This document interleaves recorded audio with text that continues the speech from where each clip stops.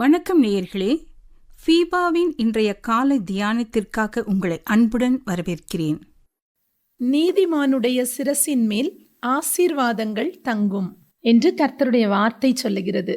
இந்த வார்த்தையை கேட்டவுடனே நம்மில் பலருக்கு இந்த வார்த்தைக்கு நான் தகுதியுள்ளவளா, நான் தகுதியுள்ளவனா, இது நீதிமானுக்கு சொந்தமல்லவா, நான் பாவி ஆயிற்றே என்று பல சந்தேகங்கள் வரும்.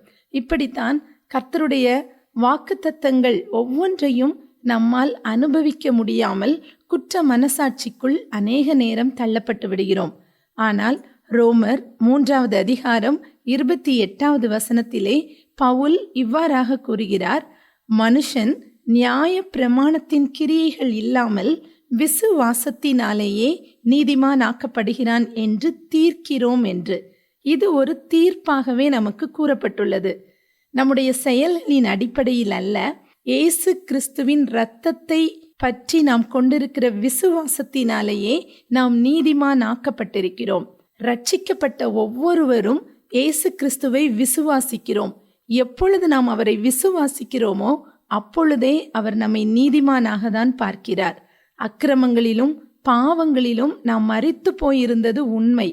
ஆனால் ஆண்டவருடைய இரத்தம் சகல பாவங்களையும் நீக்கி நம்மை சுத்திகரித்த பின்பு நாம் இன்னும் பாவியாக இருக்க வேண்டிய அவசியம் இல்லை.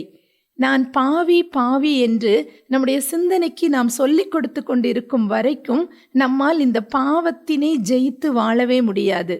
பவுல் இவ்வாறாக கூறுகிறார், நீங்கள் நியாயப்பிரமாணத்திற்கு கீழ்ப்பட்டிராமல் கிருபைக்கு கீழ்ப்பட்டிருக்கிறபடியால் பாவம் உங்களை மேற்கொள்ள முடியாது என்று. எனவே நாம் அறிக்கையிட வேண்டியது, நான் நீதிமான், இயேசுவின் இரத்தத்தினாலே நான் நீதிமான் ஆக்கப்பட்டிருக்கிறேன்.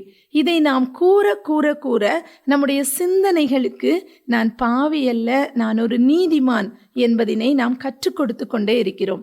இது இருதயத்திலே நிரப்பப்படும் பொழுது நம்முடைய வாய் நம்மை நீதிமானாக அறிக்கையிட ஆரம்பிக்கிறது. ஆசீர்வாதத்திற்காக ஜெபிக்கிற நாம், எனக்கு ஆசீர்வாதம் வேண்டும் ஆசீர்வாதம் வேண்டும் என்று 1 மாத காலமாக ஜெபித்து கொண்டிருப்போம். அந்த ஆசீர்வாதங்கள் நம்ம அருகிலே கடந்து வரும் பொழுது, நான் ஒரு பாவி பாவி என்று அறிக்கையிடும் பொழுது வருகிற ஆசீர்வாதங்கள் நம்மை விட்டு கடந்து போய்விடும். இந்த சத்தியம் தெரியாமல் நம்மால் இந்த ஆசீர்வாதங்களை சுதந்திரிக்க முடியாது. ஏனெனில் நாம் நம்மை பாவி என்று அறிக்கையிடும் வரைக்கு எப்படி நம்மால் பரலோகத்தின் ஆசீர்வாதங்களை சுதந்திரிக்க முடியும்? இயேசு கிறிஸ்து சிலுவையிலே என்னை நீதிமானாக மாற்றி இருக்கிறார். நான் இந்த உலகத்தில் இருந்தாலும் உலகத்திற்கு உரியவள் அல்ல. உலகத்தின் காரியங்கள் என்னை மேற்கொள்ள முடியாது. எனக்குள் இருப்பது கிறிஸ்துவினுடைய வித்து இருக்கிறது.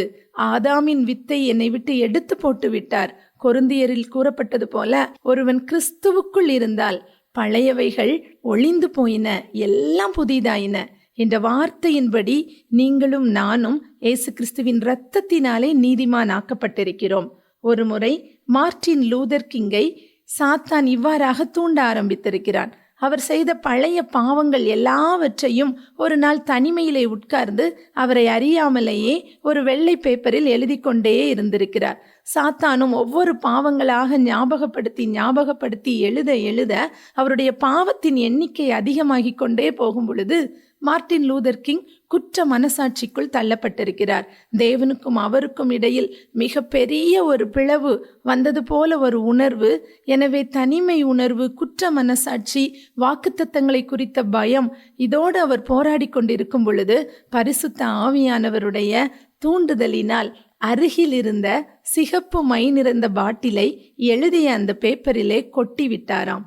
அப்பொழுது அந்த சிகப்பு மைப்பட்டு எழுதிய அத்தனை பாவங்களும் ஒன்றுமில்லாமல் மூடப்பட்டு மறைந்து போய்விட்டதாம்.